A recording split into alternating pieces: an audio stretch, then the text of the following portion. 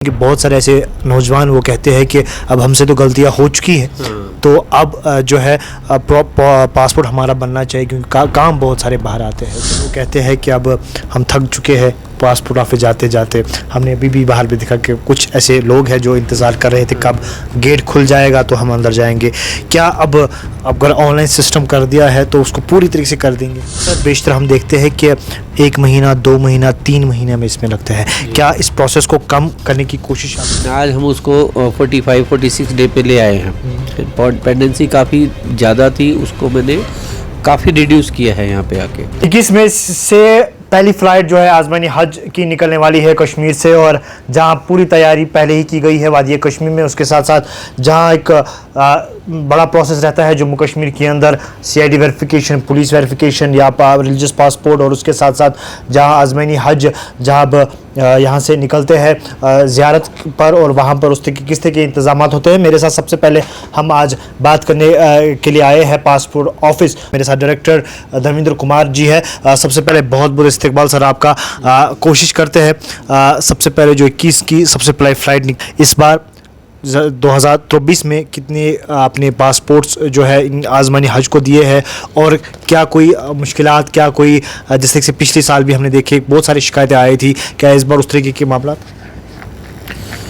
देखिए, मैंने अभी लास्ट ईयर तो मैं यहाँ पे नहीं था। मैंने 15 दिसंबर 2022 को यहाँ पे ज्वाइन किया है, तो ये मेरा फर्स्ट एक्सपीरियंस था ये हज वालों के साथ में। तो अभी इस पीरियड में मैंने सिर्फ हज के लिए, मतलब हम डिफ्रेंशिएट नहीं कर सकते कि हमें कितना हज के लिए हमने पासपोर्ट इशू किए हैं, बट हम उससे इसको कैलकुलेट कर सकते हैं कि जितना भी रिकमेंडेशंस हमारे पास हज ऑफिस से आई थी और उनको हमने पासपोर्ट इशू किए हैं, और more than I think more than 1000 passport हमने रिलीज़ किए ये 2-3 दिन के ही पीरियड में। अच्छा। तो इसके लिए एक स्पेशल ड्राइव भी लगाया गया था यहाँ पे, और एक यहाँ पे लगाया गया था और एक मैंने कारगिल में लगाया था। 2 हज के लिए 2 स्पेशल ड्राइव लगाया है उसमें।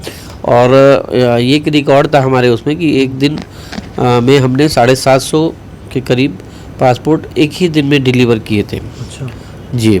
और आज भी अभी पिछले 3-4 दिनों से जिनका हज के हज ड्यूटी में गवर्नमेंट ऑफिशियल्स का जो नॉमिनेट हुए हैं, उनको हमने कल पिछले 2 दिनों में हमने 88 ऑफिशियल पासपोर्ट इशू किए हैं, जिसमें से काफ़ी डॉक्टर्स भी थे और दूसरे सेंट्रल गवर्नमेंट एम्प्लॉई थे। अच्छा, ठीक जी जी। अच्छा रविंद्र जी, जानना चाहेंगे ये एक तरफ से हज की बात है, लेकिन दूसरी तरफ से पासपोर्ट सेक्शंस में क्या रहता है?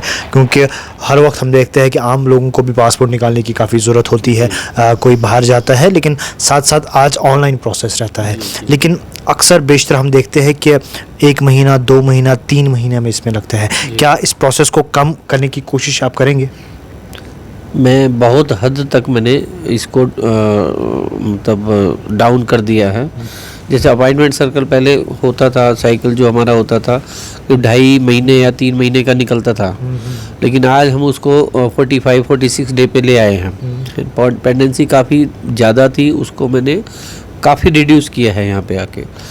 और जो अभी एप्लीकेंट्स को मतलब बिल्कुल प्रॉब्लम ना हो किसी भी चीज़ में, डॉक्यूमेंट्स के जैसे ज़्यादातर अपॉइंटमेंट्स हमारे क्यों रीशेड्यूल लोगों को कराने पड़ते थे, क्योंकि उनको आधार से रिलेटेड बहुत सारी प्रॉब्लम होती थी। मैंने आधार का एक यहीं पे ही अपने ऑफिस में ही हमारे जो माननीय हमारे DC साहब हैं, उनकी रिकमेंडेशन से आधार सेंटर इधर पे ही बनवाया, तो उससे हमारा मोर देन 70% हमारा रीशेड्यूल होने से एप्लीकेंट्स का वो समय भी बच जाता है और उनका।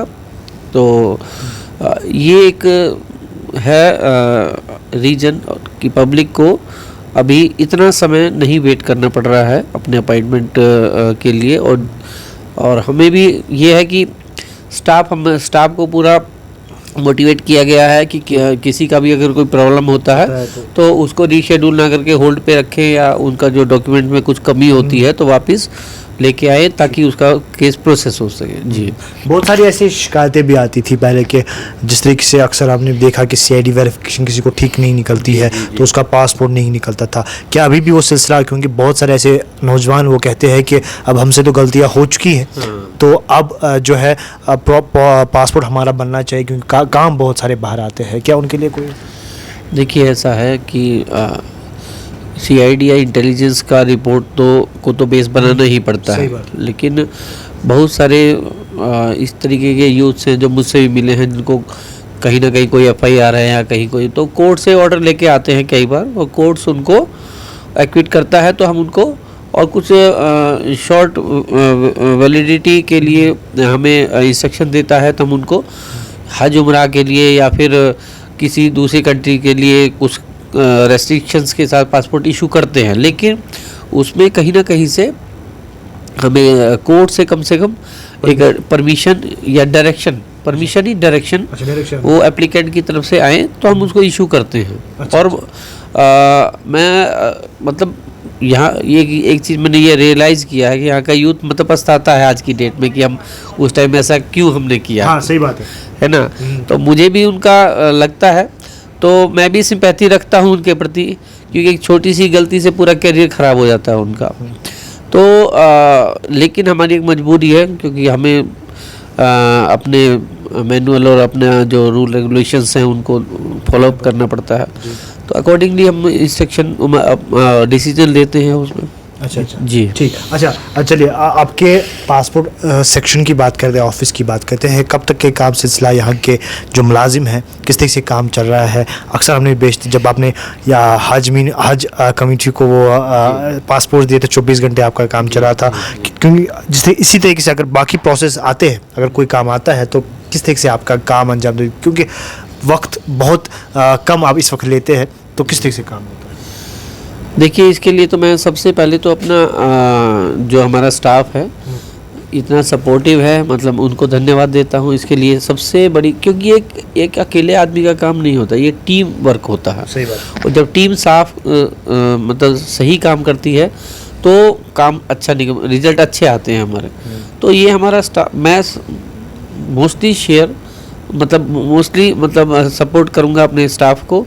दूसरा जो हमारे अथॉरिटीज़ हैं, पुलिस अथॉरिटीज़ हैं, सीआईडी डिपार्टमेंट है, इनसे टाइमली हमें, क्योंकि हमारा कोऑर्डिनेशन उनके साथ अच्छा है और वहाँ भी कोई हमें दिक्कत नहीं आ रही है, तो हम इन सब की वजह से मतलब आज हमारी जो सिचुएशन है ये है कि हमने अपॉइंटमेंट साइकिल कम किया है, और हम जल्दी से जल्दी, क्योंकि सीआईडी से भी हमारी रेगुलर मीटिंग होती रहती है, फ़ोन पे भी होती रहती हैं, तो उनको कुछ हमें दिक्कत है तो हम उनको बोलते भी हैं, लेटर भी लिखते हैं, तो उनका काफ़ी अच्छा कोऑर्डिनेशन है, कोऑपरेशन है, तो इस वजह से हम थोड़ा जल्दी हम कर पा रहे हैं इस टाइम पे। अच्छा। जी। अच्छा, आखिरी बात जानना चाहेंगे कि बहुत सारे लोग कहते हैं कि अब हम थक चुके हैं पासपोर्ट ऑफिस जाते जाते। हमने अभी भी बाहर भी देखा कि कुछ ऐसे लोग हैं जो इंतज़ार कर रहे थे कब गेट खुल जाएगा तो हम अंदर जाएंगे।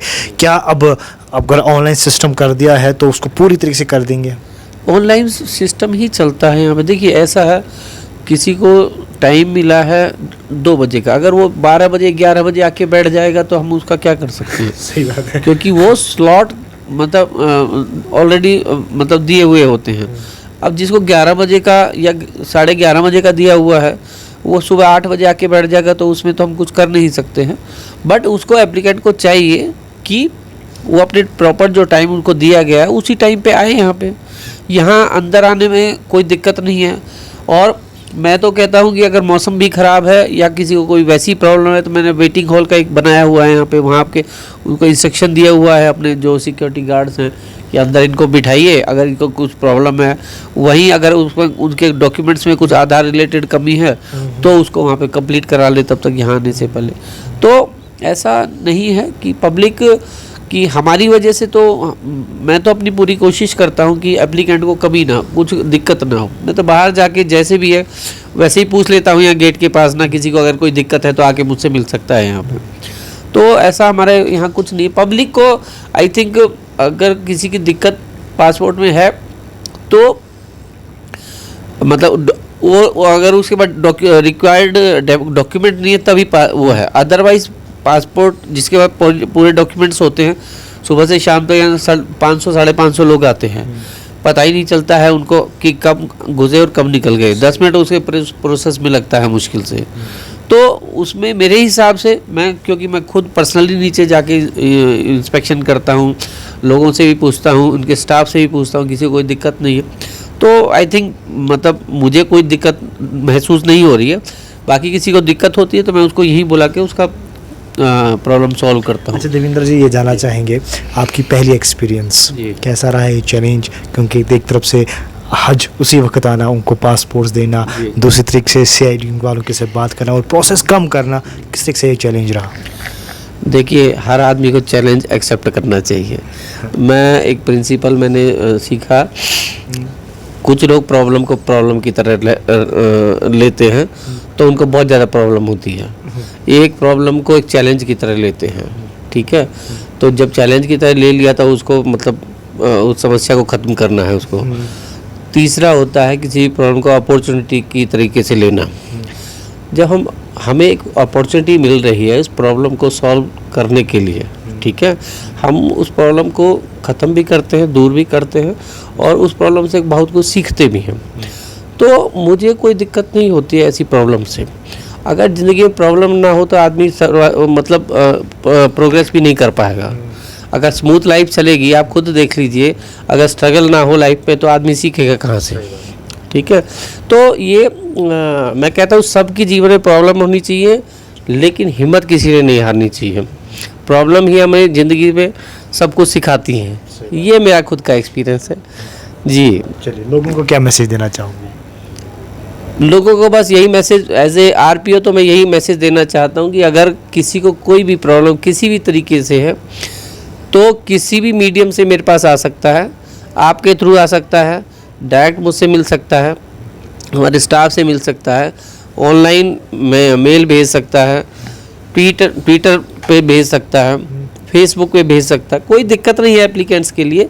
तो हम आपके साथ हैं और किसी को कोई प्रॉब्लम है उसकी प्रॉब्लम को दूर करने के लिए मैं यहाँ पे बैठा हूँ 24 घंटे। चलिए, बहुत बहुत शुक्रिया। हमारे साथ regional passport officer Devendra Kumar ji थे और जिस तरीके से इन्होंने खुद फरमाया कि इस बार हमने काफ़ी कोशिश की कि इस प्रोसेस को कम करने की, क्योंकि बहुत सारे लोगों की शिकायतें थी कि बहुत वक्त गुजरता है कि जब हम ऑनलाइन सिस्टम को जो है अपनी फिलअप करते हैं तो उसके बाद बहुत वक्त गुजरता है, लेकिन ये प्रोसेस भी कम आहिस्ता आहिस्ता होगा। लेकिन उम्मीद करते हैं कि आप जो है इनके साथ कोऑपरेशन करें, क्योंकि आपकी ज़रूरत, आपका साथ भी बहुत अहम ज़रूरत है। आप तब तक मुझे और मेरे कैमरा पर्सन को दीजिए, आप मेरे साथ देखिए द ग्लोबल कश्मीर न्यूज़।